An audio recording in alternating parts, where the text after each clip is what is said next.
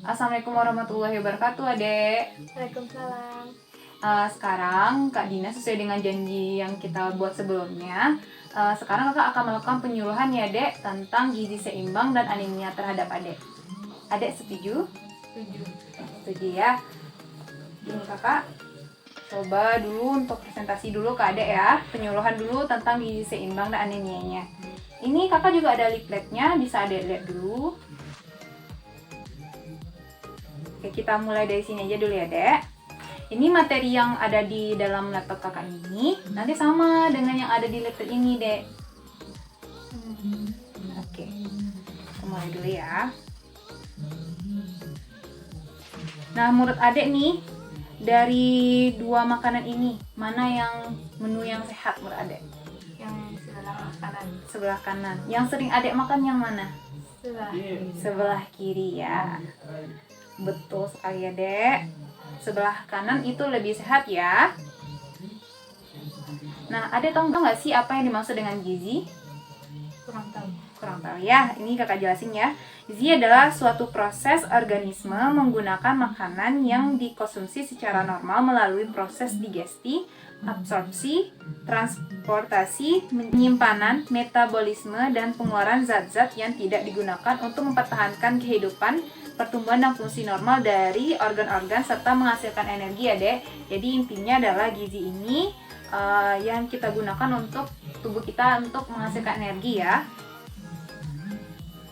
Nah, masalah gizi pada remaja ada apa aja? Seperti kelebihan berat badan, Iya, betul. anemia, Bisa juga. Itu aja ya.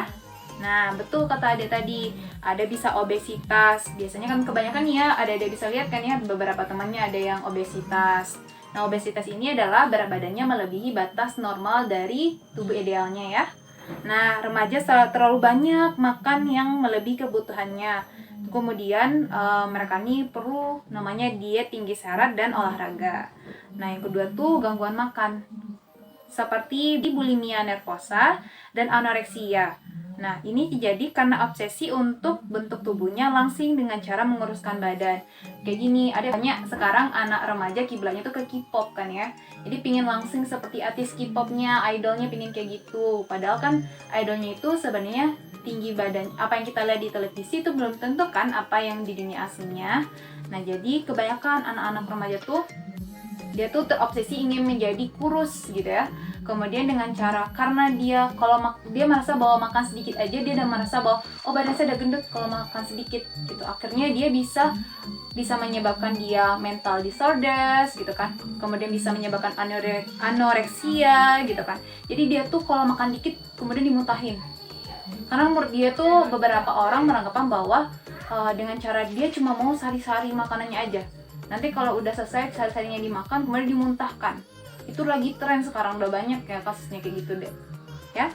Nah, kemudian ada kurang energi kronis. Ini disebabkan oleh karena makan terlalu sedikit, kemudian terlalu banyak olahraga atau aktivitas fisik, dan remaja perempuan menurunkan BB secara turun drastis karena faktor emosional, karena pingin kurus, pingin dihargai oleh orang lain, kemudian dietnya ekstrim gitu ya.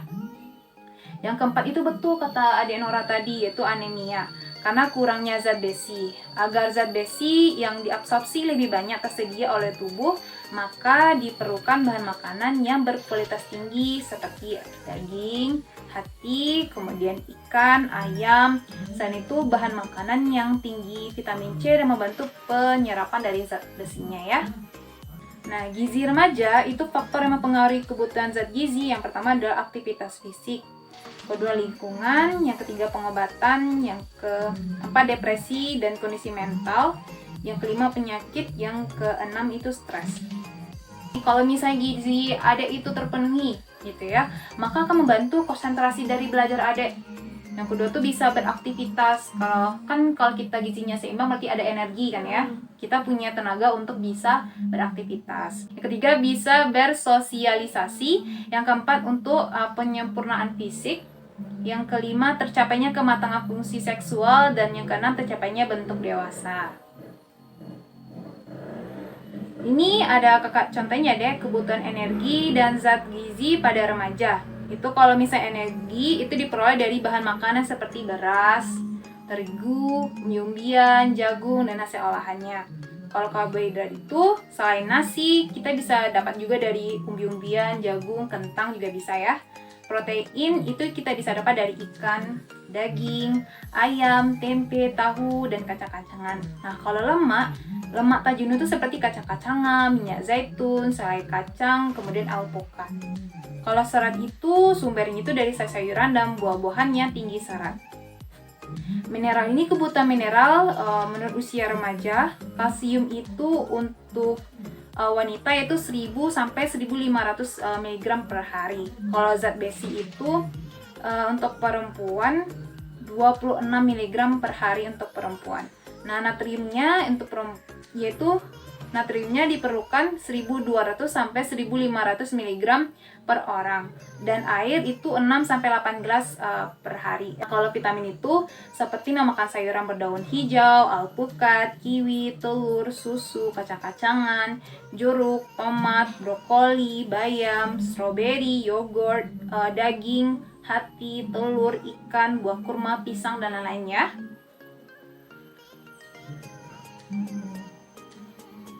Nah, ada kan tadi waktu itu kan kakak periksa ada anemia ya, gitu. Nah, anemia ini adalah penyakit kekurangan darah yang akan membuat penderitanya merasa lemah, lesu, letih, lelah, dan tak berdaya. Ada pernah merasakan ini? Pernah. Dan sering ya? Iya. Nah, ada nih kenapa sih perempuan ini cenderung itu lebih gampang anemia? Mungkin karena faktor makanan atau aktivitas. Ya, betul sekali. Karena bisa faktor makanan, faktor aktivitas, sama satu lagi. Setiap bulan kan perempuan ada ya mengeluarkan darah kotor gitu kan. Menstruasi maksudnya kan setiap bulan. Nah, itu tuh bisa mempengaruhi gitu ya. Nah, biasanya tuh gejalanya seperti kepala pusing, badan melayang-layang, dan otak sulit untuk mencerna informasi. Bawaannya ingin tidur dan merasa lemah terus. Bawaannya ingin tidur dan merasa lemas terus-terusan. Anemia ini disebabkan karena rendahnya pengetahuan, isu, dan ilmu kesehatan dari remaja. Maksudnya di sini adalah remaja ini kurang tahu makanan apa sih yang diperlukan supaya tidak anemia. Kemudian ngemil di depan TV dan komputer. Nah, ayo, siapa yang suka ngemil di depan TV? Nah, kalau ada biasanya kalau ngemil di depan TV, makan apa aja? Makan kayak makanan ringan yang dibeli di minimarket. Makanan ringan kayak gitu ya. Berarti kan itu gizinya kurang ya. Ya, biasanya juga goreng-gorengan, itu junk food kayak gitu. Yang tinggi, lemak gitu kan ya. Nah, benci sayuran dan makanan berserat. Nah, ada suka makan sayur nggak? Kadang-kadang. Kadang-kadang. Nggak setiap hari berarti? Enggak. Karena itu ya. Padahal sebenarnya sayuran itu fungsinya sangat banyak gitu ya. Bisa menjadi vitamin, kemudian bisa menjadi serat juga, bisa membantu proses pencernaan adik juga ya. Tidak berolahraga. Kalau misalnya nggak jam olahraga, pasti nggak olahraga? Enggak ya kan? Nah, karena itu sih kurang olahraga juga. Mengurangi porsi makan. Ada nggak adik mengurangi porsi makan? Ada sih. Ada. Kenapa? Supaya lebih kurus? Nggak nafsu makan ya? Ya. Nggak nafsu makannya. Kemudian minimnya sosialisasi gizi khusus remaja. Ini maksudnya mungkin kurang adanya sosialisasi dari keluarga mungkin ya, dari sekolah tentang gizi seimbang untuk remaja, untuk mencegah anemia. Kalau di sekolah ada nggak dikasih tablet FE? Ada. Diminum nggak? Nggak diminum kan? Iya, jadi pantasan anemia ya. Nggak suka makan sayur, jarang olahraga, kemudian nggak minum tablet FE juga dari sekolah juga ya. Nah, itu sih menyebabkan adik sering anemia. Nah, akibat dari kekurangan gizi apa aja sih gitu ya? Nah, kita bahas ya satu-satu. Bisa menyebabkan kurus, kemudian pendek, dan pertumbuhan tulang tidak proporsional. Yang kedua, kurang zat besi dan gizi lainnya yang penting untuk tubuh kembang atau zinc, sering sakit-sakitan jadinya. Yang ketiga, remaja yang tidak cukup gizi dari buah-buahan dan ikan, perlu rentang terhadap kondisi paru di bawah normal, maksudnya seperti asma, batuk, dan sesak napas. Yang keempat, daya tahan tubuhnya bisa rendah ya, kalau gizinya kurang. Pola makan yang baik apa aja sih gitu ya? Yang pertama tuh makanan aneka ragam makanan yang terdiri dari zat tenaga, zat pembangun, dan zat pengatur. Yang kedua adalah makanan untuk memenuhi kecukupan energi. Energi tadi kan udah kakak jelasin ya, makanannya apa aja gitu ya. Yang ketiga, makanlah makanan sumber karbohidrat setengah dari kebutuhan energi. Jadi makan karbohidrat itu jangan banyak-banyak gitu. Nasinya seubrek banyak gitu kayak kuli gitu kan, jangan, nasinya secukupnya saja karena yang sesuatu yang berlebihan kan tidak baik ya untuk tubuh.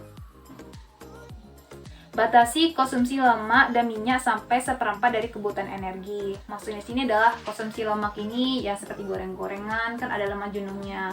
Kemudian mungkin kebiasaan ada mungkin makan apa sih biasanya kalau makanan di jajanan pinggir jalan itu banyak lemaknya ya. Yang kelima adalah konsumsi makanan bergizi dan jenis dan jumlah yang sesuai kebutuhan tubuh, usia, jenis kelamin, aktivitas fisik, dan kondisi biologis dari adik ya. Yang keenam, gunakan garam beriodium. Yang ketujuh, makanlah makanan sumber zat besi seperti tadi ikan, sayur kayak gitu ya. 8, biasakan makan pagi. Ada biasanya makan pagi gak kalau sebelum pergi sekolah? Kadang-kadang seharusnya kalau sebelum berangkat sekolah itu harus makan dulu biarpun cuma 1 suap atau 2 suap ya dek. Kalau nggak bisa makan nasi, bisa dengan buah di pagi hari, karena itu sebenarnya kalau kita makan pagi itu bisa membantu proses berpikir lebih bagus lagi. Kalau nanti kalau kita nggak makan pagi, biasanya jam 9 tuh udah mulai keroncongan ya perutnya, nggak konsen kan ya belajar jadinya. Nah, yang ke-9, minumlah air bersih, aman, dan cukup jumlahnya. Bisa minum air putih 6-8 gelas per hari ya. Yang ke-10, lakukan kegiatan fisik dan olahraga secara teratur. Mungkin kalau ada tadi bilang kalau jarang ya untuk melakukan olahraga di luar jam olahraga. Ada bisa lakukan itu olahraga di rumah sambil main gadget, rebahan di kamar, itu bisa. Sekarang banyak deh stretching itu yang berguna, ada di YouTube juga sambil main HP, nanti ada bisa sambil olahraga juga ya. Kemudian mengontrol berat badan. Nah, adek kan termasuk berat badannya kurus ya, jadi harus dikontrol berat badannya, harus banyak makan, harus makan gizi yang seimbang juga supaya adek berat badannya cepat naik juga ya. Yang ke-12, hindari minuman yang beralkohol ya. Yang ke-13, makanlah makanan yang aman bagi kesehatan. Yang ke-14, bacalah label makanan yang dikemas. Misalnya kan ada tadi bilang suka makanannya, jajanannya biasanya makanan di supermarket. Coba diperhatiin dulu di kemasannya tuh, di labelnya itu berapa zat besinya, berapa karbohidratnya, berapa proteinnya, kan ada biasanya kayak gitu ya. Kita bisa lihat gitu. Jauhi makanan-makanan kemasan yang tinggi lemak ya. Nih, untuk penentuan status gizi remaja, yang pertama kita harus timbang tinggi badan sama berat badan. Nah, kemudian menghitung IMT. IMT ini indeks massa tubuh. Dia ada rumus adek ini. IMT itu sama dengan berat badan per kilogram per tinggi badan kuadrat itu dalam bentuk meter. Nah, menentukan status gizi dan kelompok itu kurus, normal, gemuk, dan obesitas sesuai dengan tabel IMT. Oke? Nah, ini adek. Nah, kalau misalnya ada bisa lihat di situ juga. Ini ada yang menurut WHO, ada juga menurut nasional. Berat badan kurang itu underweight itu IMT-nya kecil dari 18,5, berat badan normal itu 18,5 sampai 22,9. Kelebihan berat badan overweight dengan resiko itu 23 sampai 24,9, obesitas 1 25 sampai 29,1. Dan obesitas 2 itu lebih dari 30. Kalau klasifikasi nasional itu yang pertama kurus itu ranknya itu kecil dari kalau kurus berat itu kecil dari 17,0. Kurus ringan itu 17,0 sampai 18,4. Normal itu 18,5 sampai 25. Gemuk itu gemuk ringan 25,1 sampai 27,0, dan gemuk berat itu besar dari 27. Nah, kita contohkan ya dengan berat badan adek. Adek berat badannya kan berapa ya? 39. 39. Tinggi badannya 157 ya. indeks massa tubuhnya sesuai dengan rumus tadi ya. Kita harus bikin dulu ini berat badan adek dulu ya di bawah, di atasnya berat badan 39. Kemudian tinggi badan adek kan tadi kan 157. Jadi kalau dijadikan meter jadi 1,57 dikuadratkan ya. Jadi didapatkannya hasil yaitu 2,4649 didapatkan hasil yaitu 15,82. Jadi menurut WHO berat badan adek kurang ya, itu sangat kurus jatuhnya atau underweight. Menurut nasional pun adek termasuk sangat kurus juga. Nah, jadi adek harus meningkatkan gizi seimbang gitu ya. Nah, ini kan kakak udah ada leafletnya tentang gizi-gizi apa aja sih yang dibutuhkan gitu kan. Ini, jadi adek kurangin jajan-jajannya gitu ya, dibanyakin makannya gitu ya. Kemudian jangan hanya fokusnya adalah karbohidratnya dibanyakin, bukan kayak gitu juga sih. Kan kita bisa naikin berat badan adek dengan cara dengan protein, banyak proteinnya. Jadi adek apakah ada pertanyaan? Cara menambah nafsu makan supaya banyak. Nah, untuk meningkatkan nafsu makan adek ada beberapa cara. Yang pertama itu jangan pernah tinggalkan sarapan. Karena sarapan dan menu makanannya sehat itu bisa membantu meningkatkan nafsu makan adek. Karena pada saat sarapan itu akan memunculkan efek namanya dalam tubuh kita adek. Jadi adek itu tubuh adek bisa membakar lebih banyak kalori dalam sehari jadinya. Semakin banyak kalori yang terbakar, maka semakin besar pula keinginan adek untuk nafsu makannya ya. Yang kedua tuh siapkan makanan kesukaan. Ini bisa minta tolong ke mamanya untuk dimasakin makanan kesukaan adek gitu. Atau bisa membeli jajanan yang sehat, yang bisa yang favorit adek dan itu bisa memenuhi gizi seimbang tuh adek ya. Yang ketiga itu bisa makan porsi yang kecil tapi lebih sering gitu. Kalau untuk mengambilkan satu porsi makan yang besar, otomatis kan ada yang rasanya lebih malas, tidak bernafsu makan dibuatnya. Jadi kalau ada bikin makannya sedikit-sedikit tapi sering itu kan akan meningkatkan nafsu makan adek. Yang keempat itu memilih cemilan yang sehat. Biasanya kan ada yang makannya junk foodan atau boba atau minumnya itu yang manis-manis, cha time atau boba, pop ice atau capcin gitu kan. Kemudian ada bisa roti-roti yang manis-manisan gitu kan, biasanya anak-anak remaja sukanya kayak gitu. Bisa ada ganti dengan seperti roti gandum, kemudian bisa diganti dengan cemilan itu dengan buah-buahan, kacang-kacangan, yogurt, susu, dan lain-lainnya. Yang kelima itu hindari terlalu banyak makan serat. Itu karena kalau terlalu banyak makan serat seperti dari buah dan sayuran itu atau gandum, tubuh kan membutuhkan waktu yang lebih lama tuh untuk mencerna dibandingkan makanan yang lainnya. Jadi ketika mengkonsumsi makanan yang berserat, adek kan akan merasa lebih cepat kenyang ya dibuatnya, sehingga cenderung tidak ingin makan. Jadi jangan terlalu banyak mengkonsumsi makanan yang tinggi serat ya. Nah, untuk mendukung yang dapat membuat adek bisa nafsu makan itu dengan menciptakan lingkungan yang nyaman gitu. Misalnya ada tuh makannya tuh sambil dengerin musik atau sambil menonton juga boleh. Kalau menontonnya tuh mungkin film kesukaan atau drama kesukaan adek gitu. Kemudian hindari tuh topik pembicaraan yang bisa membuat adek stres. Yang kedua tuh hal pendukungnya bisa jangan lupa untuk memenuhi kebutuhan cairan. Ingat, kita itu dalam sehari itu harus minum 5-6 gelas per hari ya. Jangan kurang. Dan juga jangan terlalu berlebihan. Karena sesuatu yang berlebihan kan tidak baik ya, Dek. Lakukan aktivitas olahraga yang ringan. Karena olahraga dapat merangsang keinginan adek untuk bisa nafsu makannya meningkat. Gitu. Apakah adek paham? Paham. Apakah ada pertanyaan lain adek? Tidak. Tidak ada ya. Adek paham kan selebihnya semuanya? Paham. Pahamnya. Baiklah, kalau begitu kakak berharap semoga dengan penyuluhan kakak ini ilmu adek tambah, kemudian bisa dipraktekkan ya adek dalam kehidupan sehari-harinya juga, dan semoga berat badan adek jadi tambah naik dan anemia adek juga nggak sering terjadi ya. Kalau begitu kakak permisi dulu ya adek. Assalamualaikum warahmatullahi wabarakatuh. Waalaikumsalam.